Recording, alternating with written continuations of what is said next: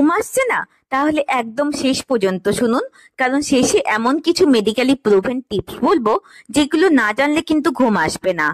First, ঘুমের অন্তত আধা ঘন্টা আগে মোবাইল, টিভি সব বন্ধ করুন। ব্লু লাইট আপনার মস্তিষ্ককে বলে এখনো দিন চলছে।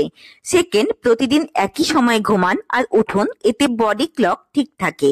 থার্ড, হালকা খাবার খান রাতে, বিশেষ করে অয়েলি বা স্পাইসি খাবার অ্যাভয়েড করুন। ফোর্থ, রুমে হালকা লাইট রাখুন বা বই পড়ুন, এতে আপনার ব্রেনে সেরোটোনিন বাড়ে যা ঘুম আনতে সাহায্য করে।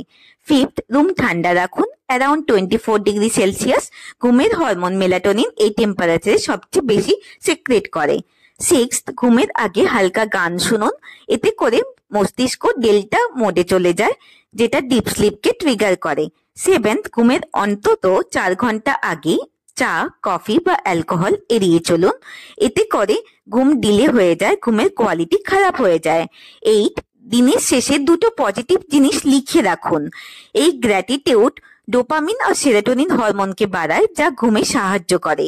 এই ছোট ছোট মেডিকেলি প্রুভেন টিপস গুলো ফলো করুন, দেখবেন ঘুম কিন্তু নিজে থেকেই চলে আসবে।